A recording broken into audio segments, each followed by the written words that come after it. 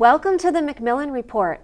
I'm Marilyn Wilkes, your host, and our guest is Frank Griffel, a professor of Islamic studies at Yale University.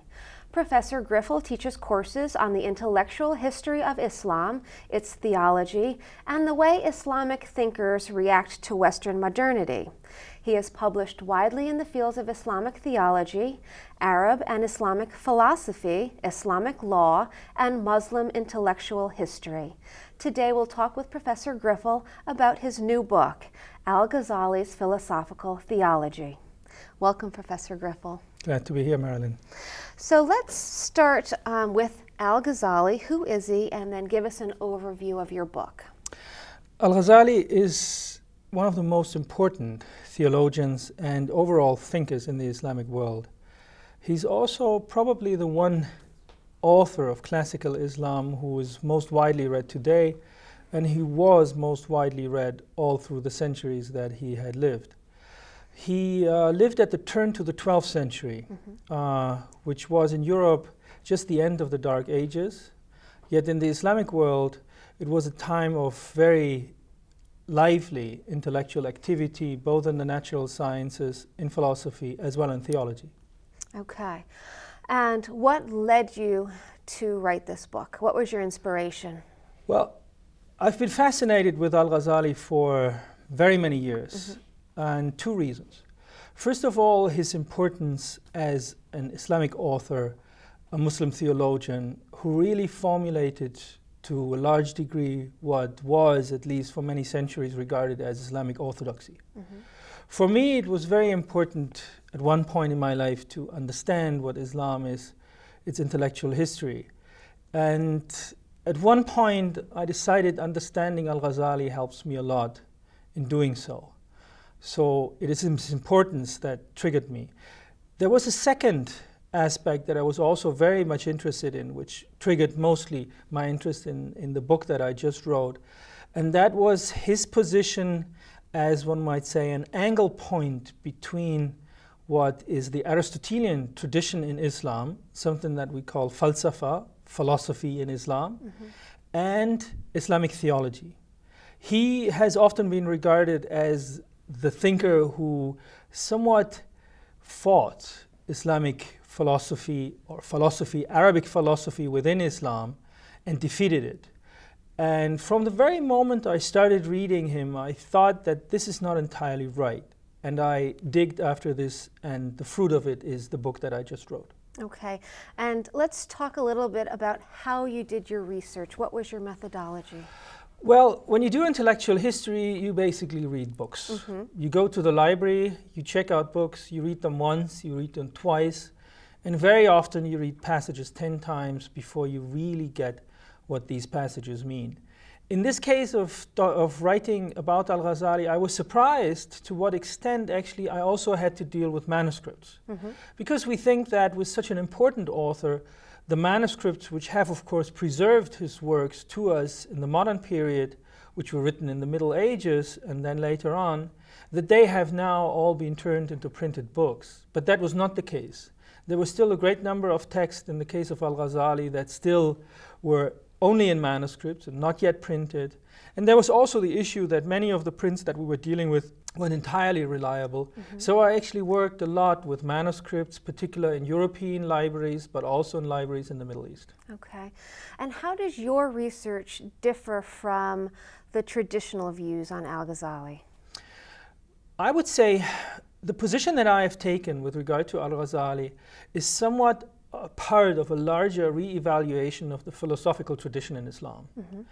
The classical view that was put forward by our early great scholars in the field of Islamic studies, who worked mostly at the beginning of the 20th century, and this view was then also shared by Arab and Muslim thinkers, was that Islamic philosophy in Islam, Arabic philosophy, which was pursued in Islam, was very lively and very active until a certain point in time when the culture somewhat has given up this activity.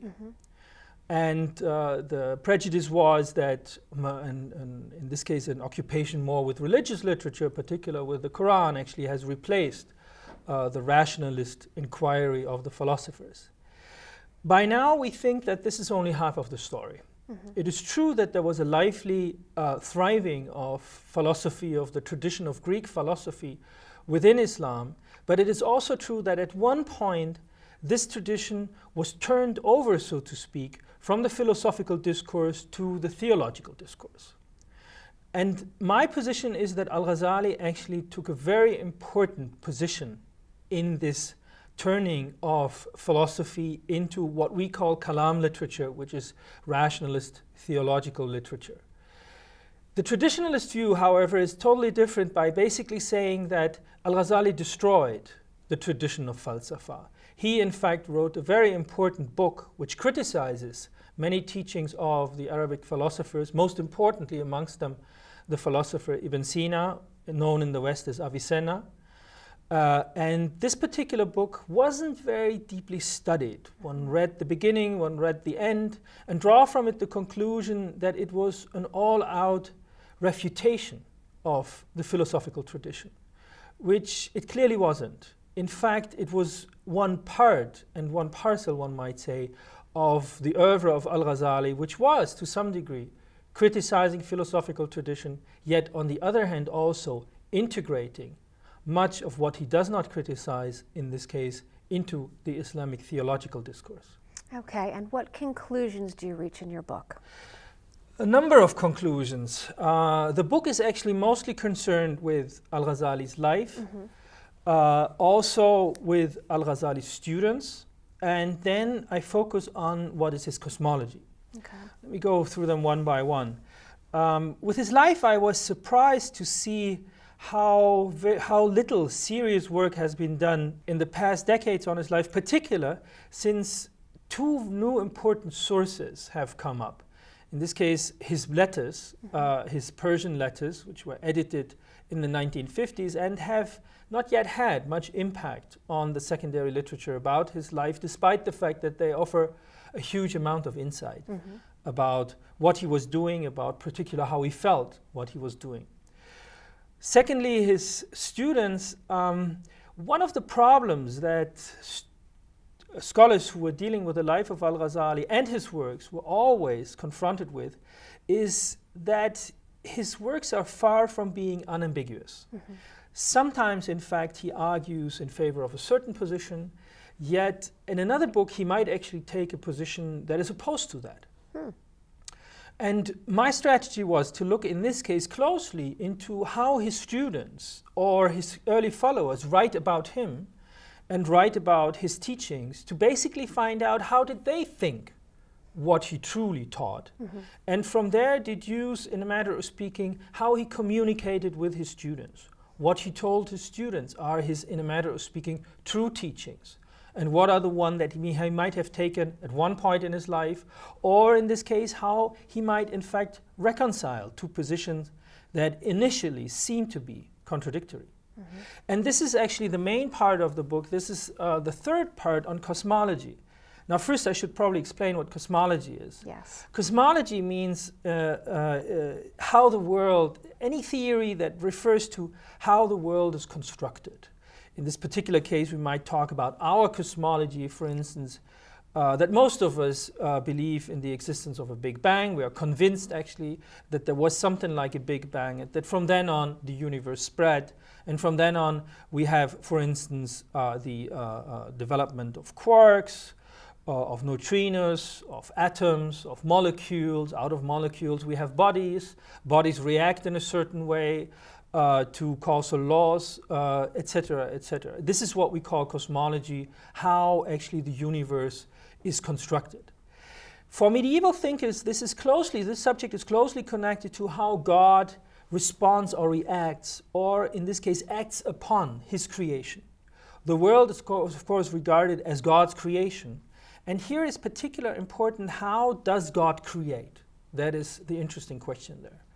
And there has been developed a particular Islamic view, I might say, which we refer to as occasionalism, which by and large, and I make it short, simply teaches that God creates every object and in every moment anew. So we might think about it as if this world would be like a film, where we have frame after frame after frame after frame, and each frame, in this case, each moment in itself is newly created. That is one view. And then there is the other view, which is, I would say, probably more closer to our current understanding, because it comes from the work of Aristotle in particular, that there are causal laws that determine how things actually react to one another in this world, and that these causal laws, of course, are God's creation, and that matter and all these things are also God's creation, and that in a matter of speaking, God creates by means of these causal laws. So far, before I actually finished my book, one might say, or before I came to the main conclusion of my book, people in our field were divided in saying that Al-Ghazali was either one who was totally in favor of the so-called occasionalist view, where God creates everything in every moment anew, or in favor of the view that God uses so-called secondary causality. God employs causal chains of effects and of causes and effects in order to achieve the goals that he actually wants to achieve, in this case, aims to achieve. What I came to conclude is that Al-Ghazali in this case held both views. He thought that these two views, although they seem to be contradictory, for him they were not. They would express the same kind of cosmology. For him, it was most important to acknowledge that God is the creator of everything in this world, be it either in the way that he creates everything in every moment anew, or be it on the other hand as the starting point of all the causal chains that we actually do see unfolding in this world. Okay. And lastly, what was the most surprising thing you found in doing research for your book? Well, two things, I think.